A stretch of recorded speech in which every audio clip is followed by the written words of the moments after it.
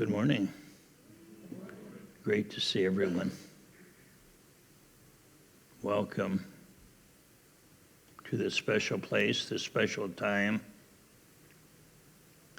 And it's not so much the place and time as it is the consciousness, the awareness that we bring to this place and this time. It's a time when we focus our full intention and attention on spirit within and the awakening of that spirit within us.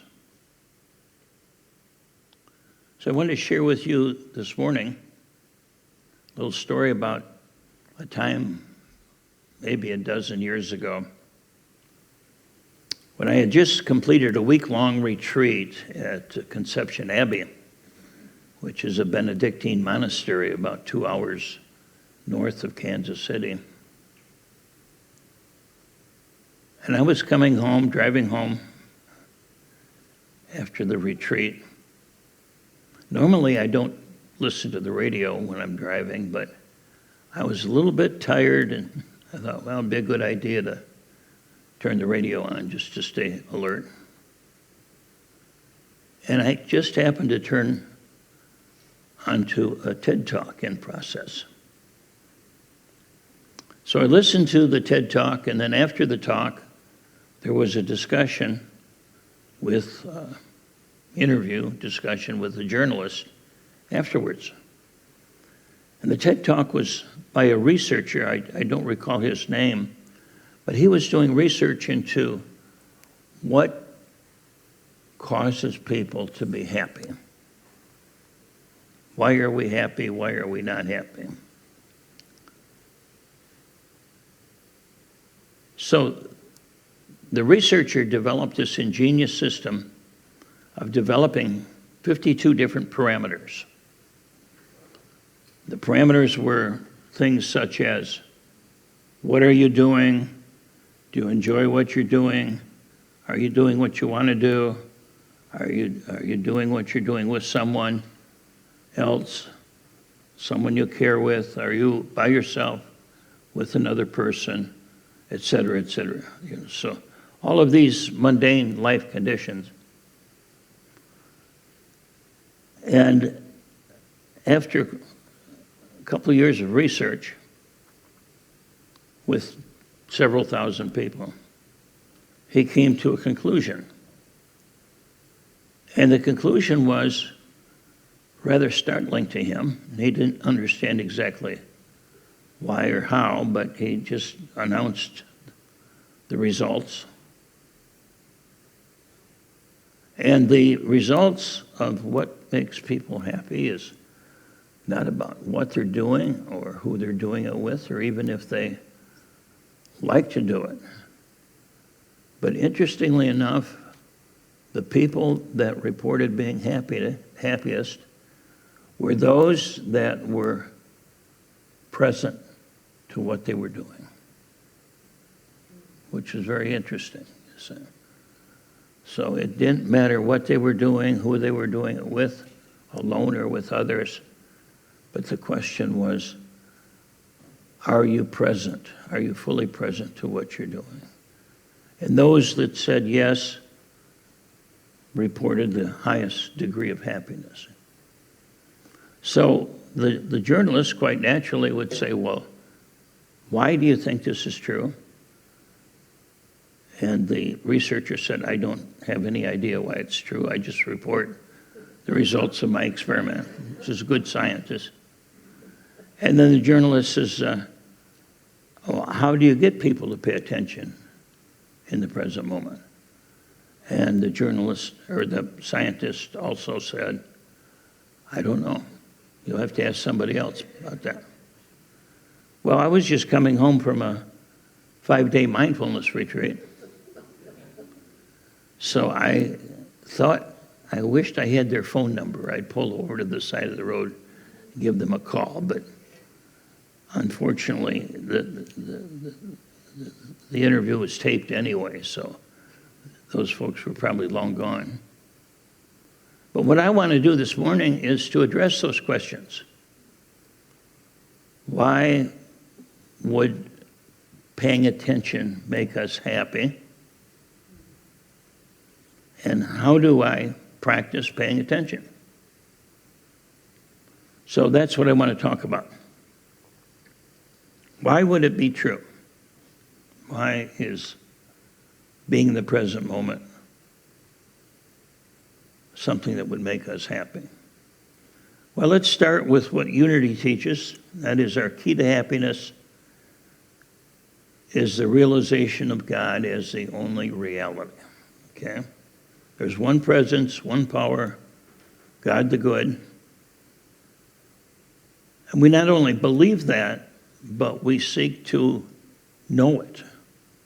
We seek to experience it. And when we do, we're happy. Because that's our natural state of being. We are spiritual beings having a human experience. So when we realize that, in other words, realize means make real. When it's not just a belief, but it's as real as our skin on our body is, you see. That's when we will be unconditionally happy.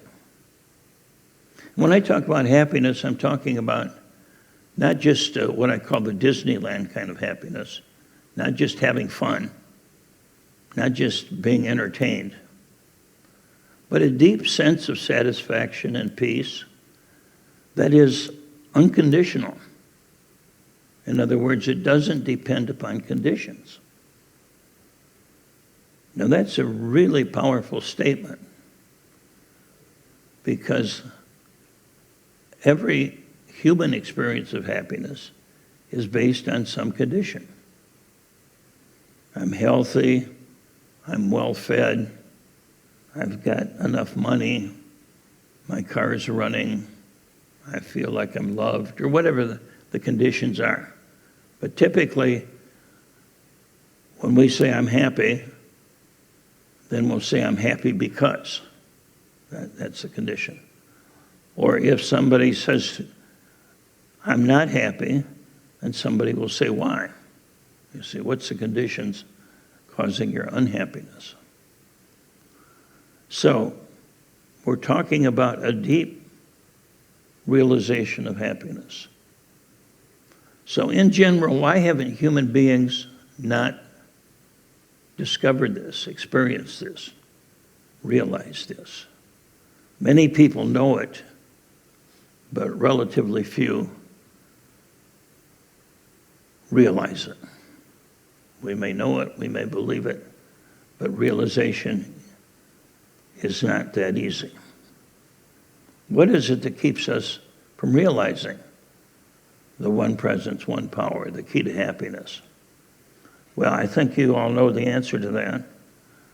It's a three-letter word called EGO, ego.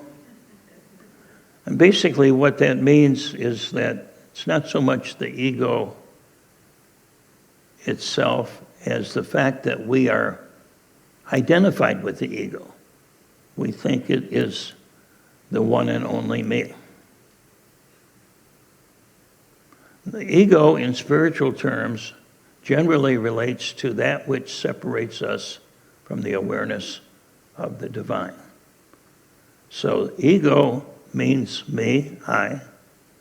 When I think about I think about a separate being. I think about somebody that's just me, nobody else. So I feel like I'm a separated unit from the rest of the world. And when I'm separate, what does that mean? It means I'm vulnerable, right? If I'm separate, I can be hurt. Not just physically, but more often I'm worried about being hurt emotionally, psychologically. Because this ego wants to protect itself. So I'm as perhaps much afraid of criticism as I am of physical harm. In fact, probably more so. It's rather strange, it seems like, but that's the way we are. See, animals aren't that way. Animals are afraid of being hurt, but they're not afraid of being criticized, I don't believe. Try criticizing your cat. See how far that gets you. So, because most animals don't have an ego or a sense of self. I was just sharing with Mary on the way here. I got a birthday card from my daughter that showed an elephant on a psychiatrist's couch. And it says, I feel so insignificant because sometimes I can stand in the room, middle of a room full of people, and nobody sees me. Nobody sees the elephant in the room. And it's kind of the same way, that when we're identified with the ego, all we see is through the eyes of the ego. How can I be safe? How can I not be hurt? How can I look good? How can I be right? So those are all of the things that the ego is interested in. Being right, being safe, looking good. The ego is not real, and yet it feels like it's the only thing there is. What else? We live our life as I'm the center of my life. How many of our thoughts are about other people or the world or God as compared to how many thoughts do we have about ourselves?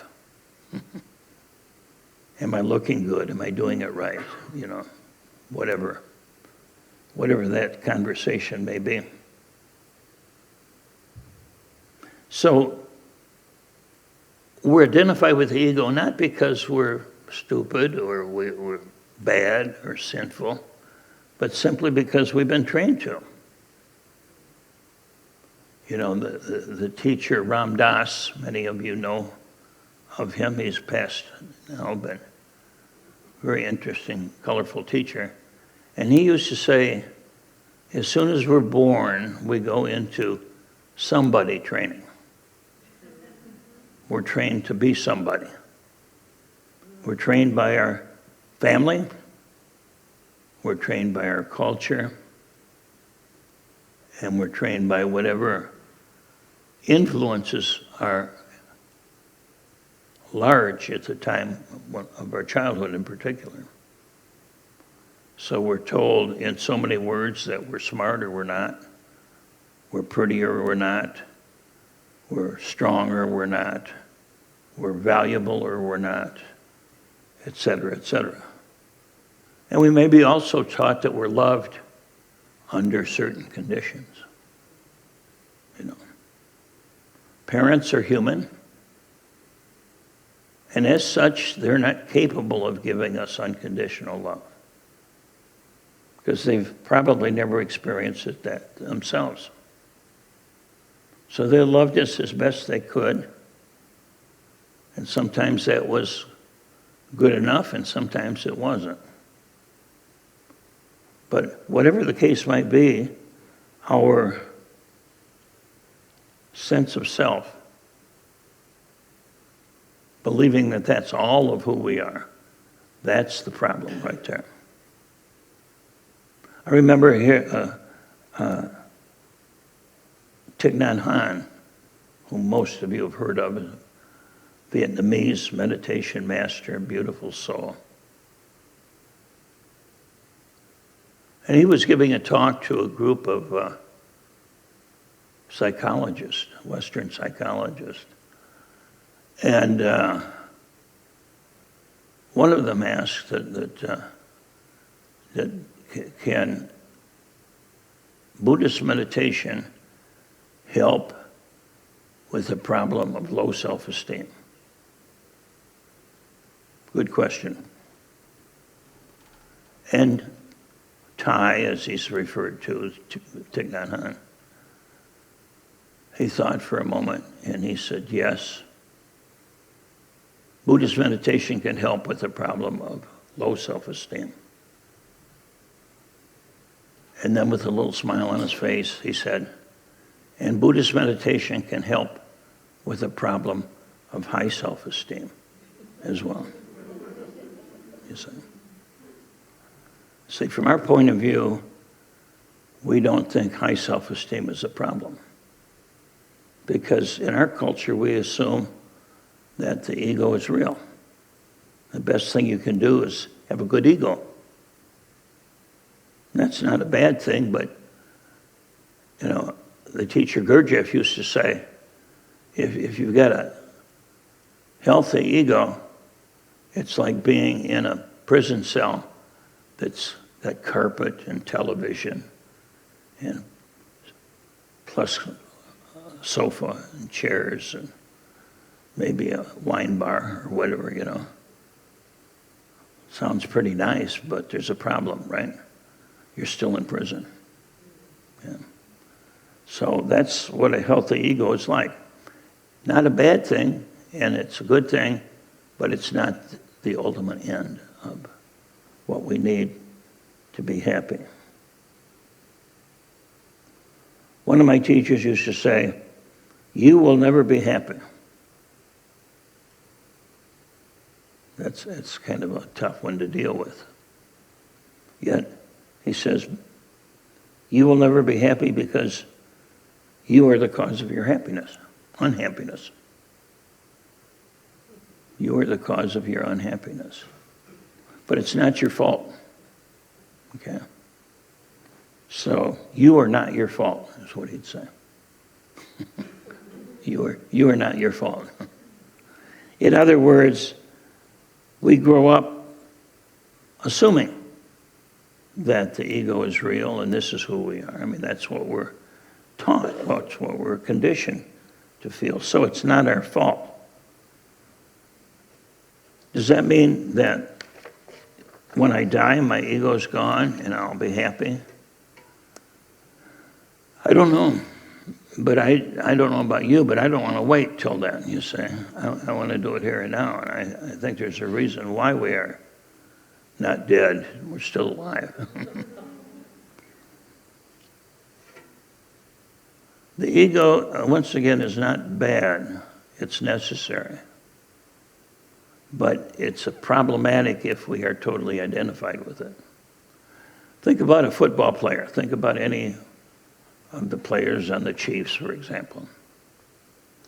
And when they're on the field, they need equipment.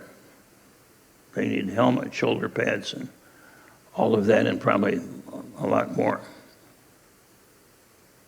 So that football uniform, that equipment, is very helpful, maybe even saves their life. But what if, after the game was over, they were unable to take off their uniform? They were unable to take off their helmet, shoulder pads, and all the other gear they have wrapped around them. That could be real problematic, couldn't it? You know, how do you hug somebody in a football uniform, especially if they got a face mask, you know? So the ego is kind of like a football uniform. It's great, but if we can't take it off, life is going to be not unhappy. So I'm not saying the ego is bad. I'm just saying that ego is not all of who we are. It's like the uniform. Now the ego lives only in the past and the future. I'd like you to think about something. And whatever you're thinking about is either about the past or the future. If we're afraid of something, it's not about what's here now. Have you ever been afraid of this moment? No, it's always the next moment that we're afraid of, right? Or if we feel sad or guilty. Do we ever feel sad and guilty about this moment? No, it was about something in the past. Watch your thoughts a little while, and you'll see that the ego is really about planning, remembering, planning, pasting, and futuring. The ego has no idea what the present moment is. In fact, it can't exist in the present moment.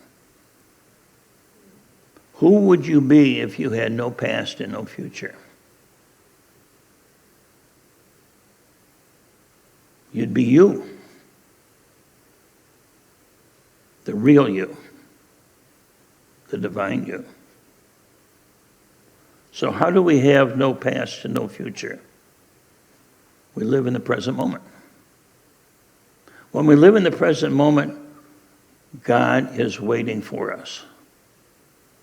When I used to teach seminary here, I'd sometimes write on the chalkboard, I'd say, God is present in this very moment. Are you? See, most of the time God doesn't go away, but we do. God is reality, and the only reality is in this present moment. There's no reality in the past or the future. We can think about the past or the future. Nothing wrong with that. We make plans. We remember. Nothing wrong with that. But we can do all of that in the present moment. You can plan your vacation in the present moment. You can go through an old scrapbook or album, family album, talk about your great-grandmother, and you can do it in the present moment. So living in the moment isn't thinking about the moment. It's about being present to whatever is going on in your life. So that's why living in the moment can bring happiness, because that's the only place where God is. That's the only place that's real. Now the second part is how to do that. How do you train people to live in the present moment? How do you practice living in the present moment? Well, one thing is, if you've ever noticed, when you're doing something you really like, something you're interested in, something that brings you joy, maybe a good book, you're automatically in the present moment, right? When you look at when you look at the face of a newborn child, bam, there's no past and there's no future, just the beauty of that child, you see. When we look at a beautiful sunset, we don't say, I don't say, I wonder what it's going to look like tomorrow. Or I wonder what it looked like yesterday. It's like, isn't that beautiful? Isn't that gorgeous? You can feel it in your whole body. So, being aware of the body, physical body, is one way to stay present in the moment. Because nature is always in the present moment. And the body, your body, is part of nature. The body is 100% natural. Well, these days, maybe not 100%. We have artificial knees or hips or whatever. So it's maybe 90% natural. But most of it is natural.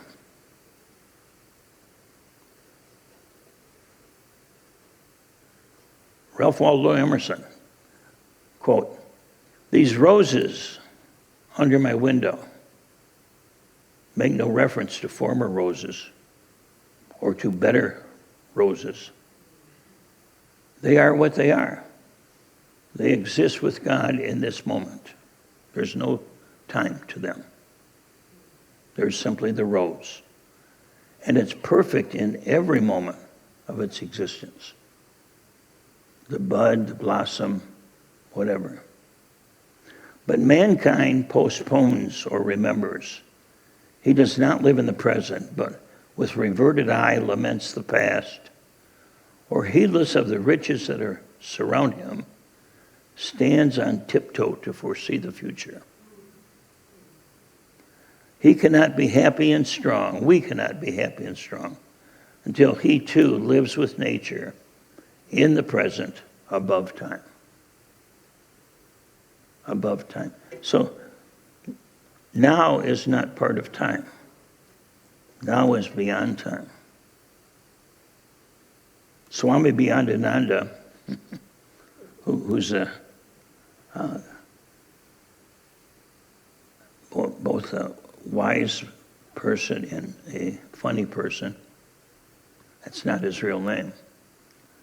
But he calls himself Swami Beyondananda, and he has some interesting quotes that are very wise and a bit humorous.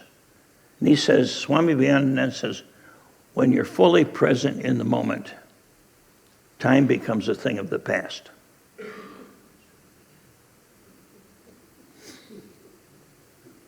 Okay?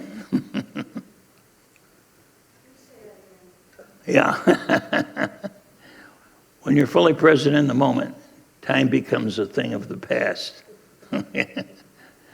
Basically, he's doing a little parody on time does not exist when you're in the present moment.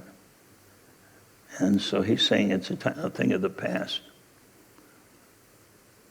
But time exists only in our own mind. So continuous awareness of the body can keep us in the present moment. Whether it's awareness of the breath, sometimes just awareness of your hands or your feet, your arms or your legs. You know, even if you're in a boring meeting,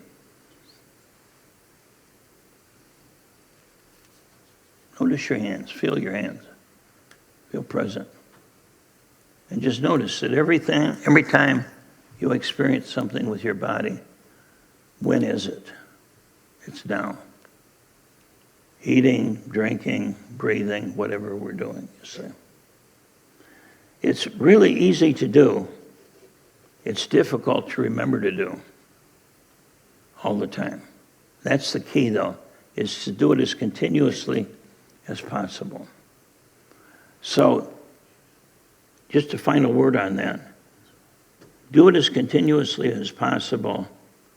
That's not a goal, because few, if any, people can do it all the time. But you can set it as an intention. An intention is something you can do only in the moment. A goal is always in the future. So if I have a goal of always being present, it ain't going to work.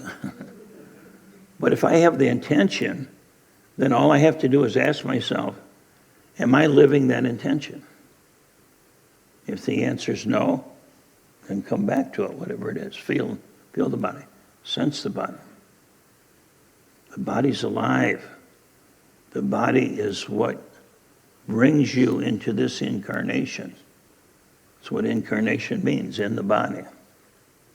So there's a reason we have a body, very important reason. And the body is not just a pack mule. It's not just a beast of burden. But it's a very, very important part of who we are. It's our connection to the present moment. So like the rose, you are perfect in every moment of your existence. Happiness is here and now. So I encourage you to also be here and now and to enjoy that beautiful experience.